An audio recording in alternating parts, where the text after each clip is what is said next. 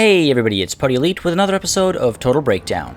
This is the second battle in a best of 5 between Ondjage and TlaxtlanSoothsayer as they face off in the finals of the For the Dark Gods tournament hosted by Corn's Champion on Twitch. A link to his Twitch channel is in the video description below if you'd like to check him out.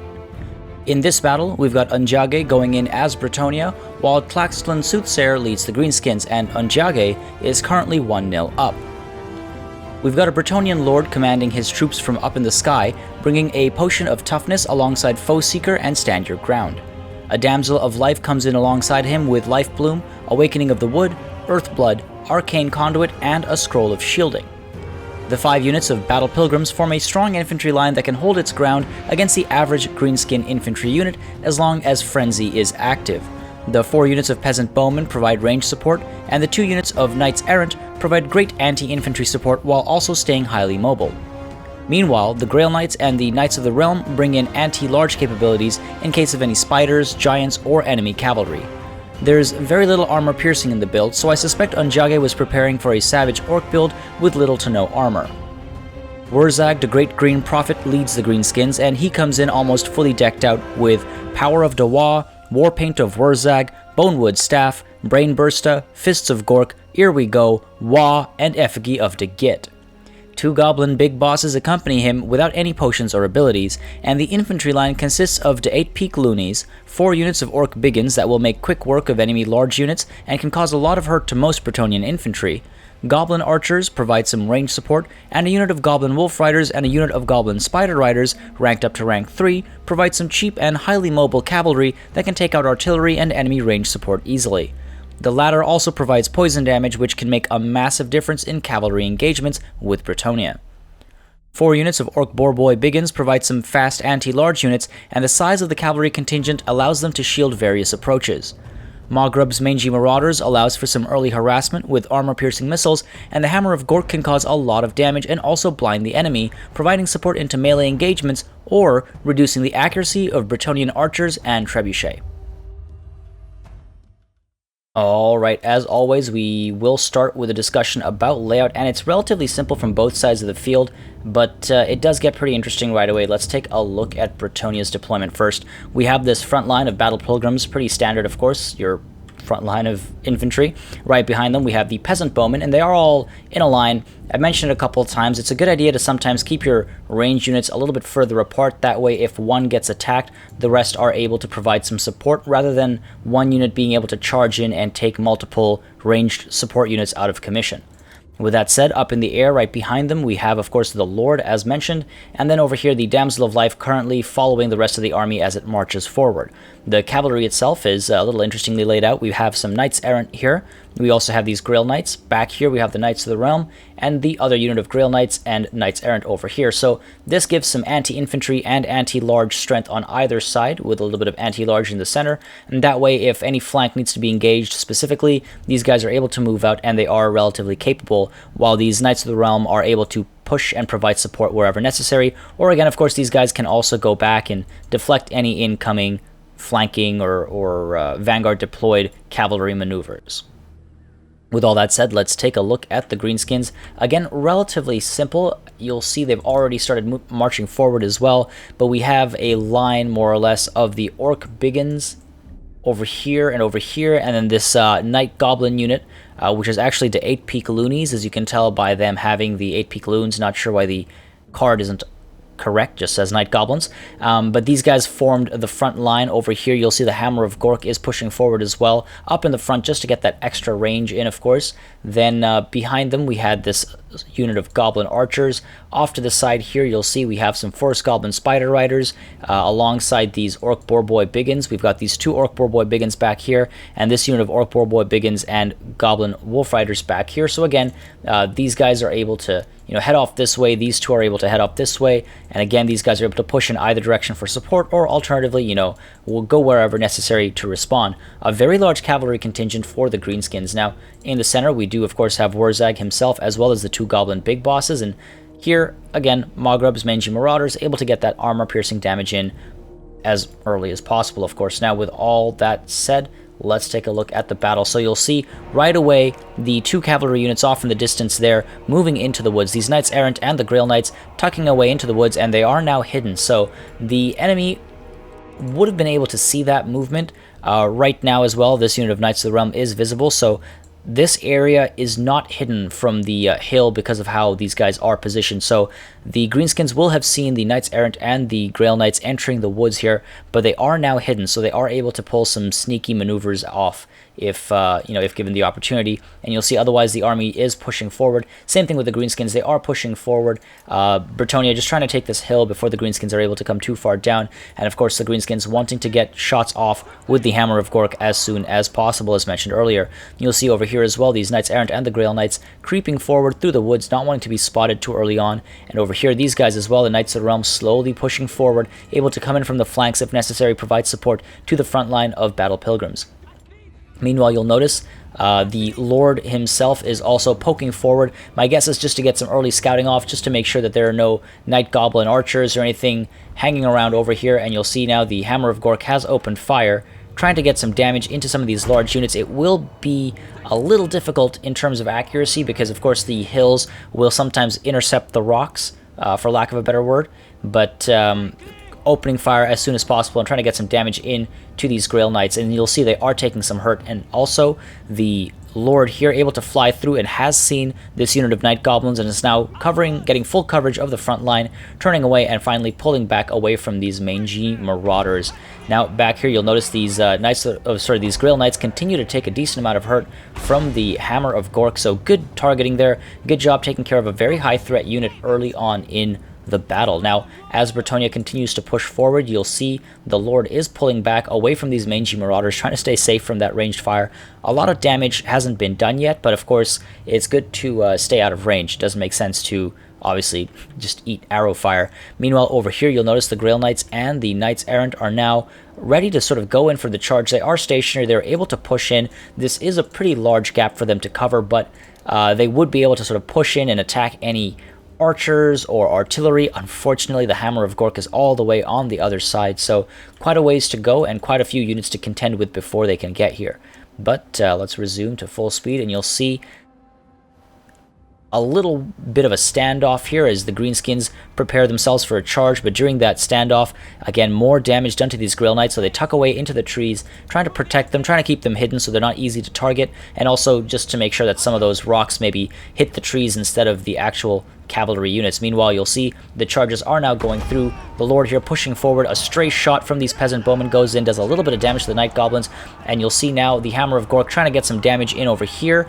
Some focus fire going down on these Orc Biggins as all these peasant bowmen open some shots off and doing a decent amount of work before front lines can meet. But you'll notice now the counter charges going in as the Hammer of Gork continues to beat on these battle pilgrims, and these counter charges doing a decent amount of work here, trying to plug in and close off the Greenskin approach. But as these knights, or as these Grail Knights sort of push in, they're trying to keep an eye out for anything coming in from this side over here, and these Knights of the Realm here charge into the Orc Boarboy Biggins and the Orc Biggins, as well as the Forest Goblin Spider Riders. That is a very dangerous position to be in, because not only is there poison here, there are 2 units that are anti-large. One of them is armor piercing, and both of them are bigger in ardor, so they do cause a significant amount of damage.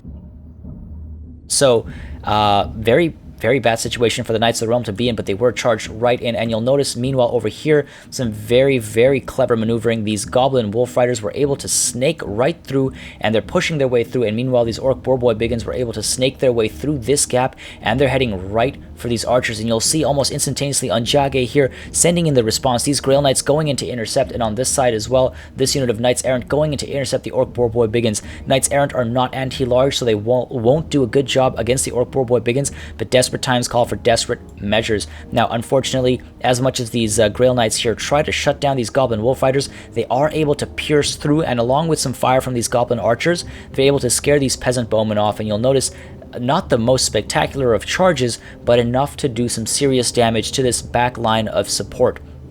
So as these Peasant Bowmen get taken care of, you'll notice some of these Orc Boarboy Biggins as well manage to make their way through, but ultimately they force these lines to rush back, and now they're not able to open shots off, so very quickly having taken care of this range support. And as that's going on, you'll notice from this side over here, the Knights Errant and the Grail Knights pushing in as well, able to sort of come in and provide some support, but over here the Knights of the Realm have begun to rout. These guys did not stand a chance in this engagement, so that was a bad call there sliding in there. And meanwhile, back here you'll see those Goblin Wolf Riders were able to just get past the Grail Knights and fully engage with these Peasant Bowmen over here. Meanwhile, the Orc Boar Boy Biggins pulling back in, and over here this right flank is seen from Bretonnia getting support from Here We Go, so trying to keep these Orc Boar Boy Biggins fighting at maximum capacity, wanting to shut down these Knights Errant as quickly as possible, even giving some support to these Orc Biggins as they fight it out with these Battle Pilgrims. So good use of magic there. Unfortunately, it was tacked onto this unit of Orc Biggins, so as they actually pull away, you'll see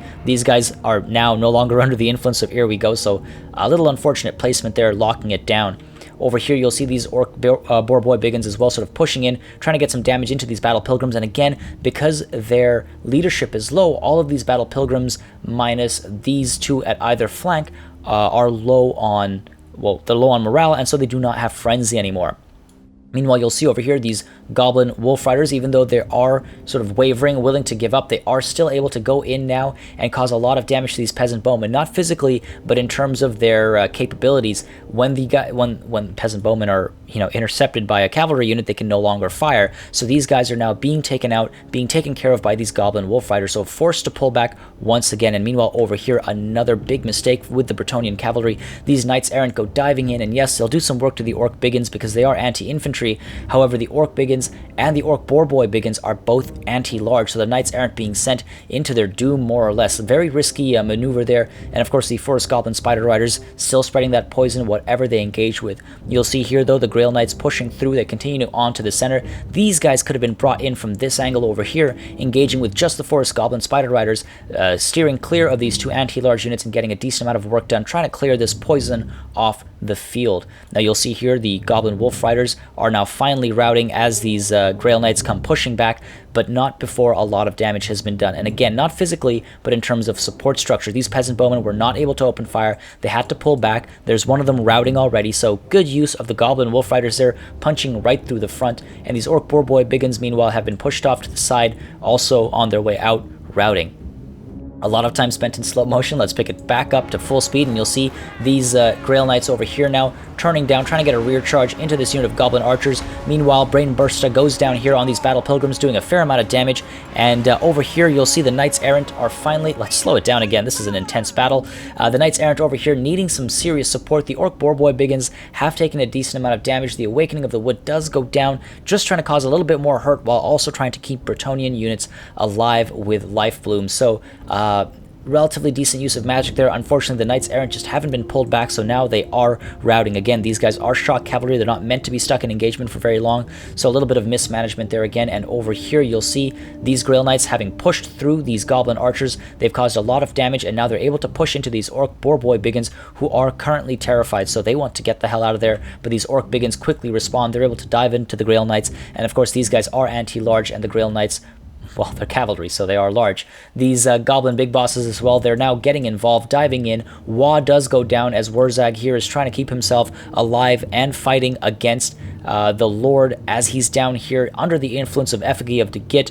Earthblood as well, trying to keep these guys alive in this central location over here. Meanwhile, all the way off to the right flank again is seen from Bretonnia. The Battle Pilgrims are losing it once again. These guys are very low on morale and very quickly being taken care of by these Orc Biggins, so the trade just not working out here. And over here, you'll see on this left flank, while the Knights Errant have been taken care of and they are on their way out, so too are the Forest Goblin Spider Riders and these Orc Boar Boy Biggins. So ultimately, a decent balance there, but those Knights Errant are more or less out of commission at this point in the battle. So back to full speed, you'll see these two Goblin Big Bosses here trying to take care of the Grail Knights, doing a decent job of it, and back here finally some of these Peasant Bowmen able to re-engage, opening shots off at some of these formerly routing units, so good call there, but still, it would have been a good idea to split these guys apart just a little bit, making sure that they're able to, again, be engaged separately so they can provide support to each other.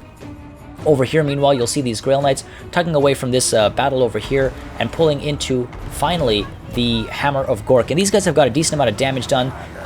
This will take care of them more or less, but not before they were able to do a decent amount of work. Again, they may not have had too many kills, only 30 on the board right now, but that damage they did early on has of course made a huge difference in this battle. Meanwhile, you'll see all this range fire coming in, especially from Mogreb's mangy marauders, causing a fair amount of damage to these Grail Knights. Armor-piercing arrows, of course, and these guys, while they did do a decent job on the Hammer of Gork, unfortunately now had to pull away and have to chase these guys away so that they're not able to continuously fire freely. Of course, the Mangy Marauders will continue to do so as they leave, but these Grail Knights here are hoping to shut them down once and for all. Meanwhile, off in the distance here, the Knights Errant willing to come back into the fight, but left away there. Should have been pulled in, try to finish off these Orc Biggins with one swift charge, maybe get them to rout. And down here you'll see as these Peasant Bowmen continue to try to get away from these Night Goblins and the Orc Biggins, while they're very ineffective, not being used, of course, as they need to run away and keep themselves alive. Meanwhile, over here, you'll see the Lord as well, pushing over here, trying to take care of the situation up there, needing to be pulled down here, and you'll see that's exactly the decision that was made, finally deciding to come down here and try and protect these archers because they can make a huge difference in the battle. Meanwhile, over here, you'll see another Awakening of the Wood does go down to try and help in this battle against the Orc Biggins. And meanwhile, over here, this unit of Orc Boarboy Biggins that had earlier routed is now being sent in. Unfortunately, if they'd just been chased off the battlefield, the edge is right here. They would no longer be there to charge into this unfortunate unit of Peasant Bowmen. So these guys are about to get sandwiched by these Night Goblins as well as the Orc Boarboy Biggins, or I should say the 8 Peak Loonies and these Orc Boarboy Biggins, and you'll see they take a decent amount of damage, well, quite a bit of damage to morale and to health, and you'll see this unit of Peasant Bowmen trying to shut down this unit of Orc Biggins, but they do manage to catch these guys and get them routing. So again, the Peasant Bowmen just not having a good day, and now these Orc Boarboy Biggins as well able to push down and to get a decent charge on these Peasant Bowmen, shutting them down as well. Meanwhile, the Lord is down here trying to provide some support, and you'll see the Orc Biggins as well coming in, forcing these guys to rout. So another full rout from these ranged units. Meanwhile, up here, you'll see this unit of Grail Knights not really doing anything, standing there, taking some shots from Mogreb's Mangy Marauders. Meanwhile, these Knights Errant trying to come in and give chase. The Knights Errant should have been pulled sort of this way to try and take care of these Orc Biggins with a quick strike, or yes, even over here as they're being sent right now to take care of the Hammer of Gork. Back here, you'll see the Peasant Bowmen are largely still retreating, whereas this one unit has managed to stick together and is trying to open fire and provide some support. These two units, these Knights Errant and the Grail Knights, dive in and try to shut down these Orc Biggins once and for all. The charge there doing a decent amount of damage, and now just trying to cap them off before their anti-large is able to destroy the two Bretonnian cavalry units. Back here, meanwhile, you'll see the Hammer of Gork took a lot of damage from this charge from the Grail Knights, and now they need to pull away. Unfortunately, they dive right back into combat against, once more, Forest Goblin Spider Riders, a Goblin Big Boss, and Orc Boarboy Biggins. A very dangerous situation, and you can see them falling almost instantaneously. That poison more or less negates their capabilities, and then the Orc Boarboy Biggins come in with their anti-large and make very quick work of them, of course.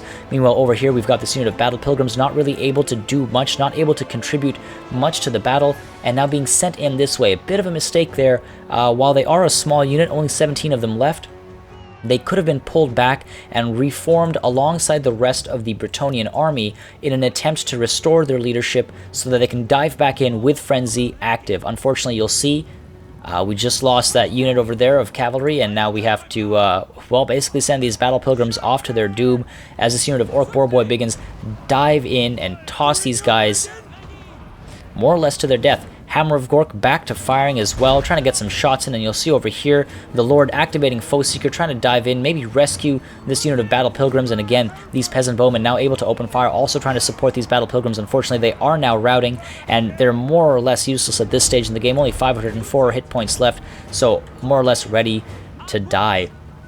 Peasant Bowmen continue to open fire, however, trying to get some damage into these Orc Biggins. Again, range fire can do a lot to morale. However, in the current situation, in the current scenario, there needs to be some serious aggression. But good job from Bretonnia, I must say, trying to get things lined up. Unfortunately, there isn't that much left. We've got two cavalry units, the Grail Knights and the Knights Errant,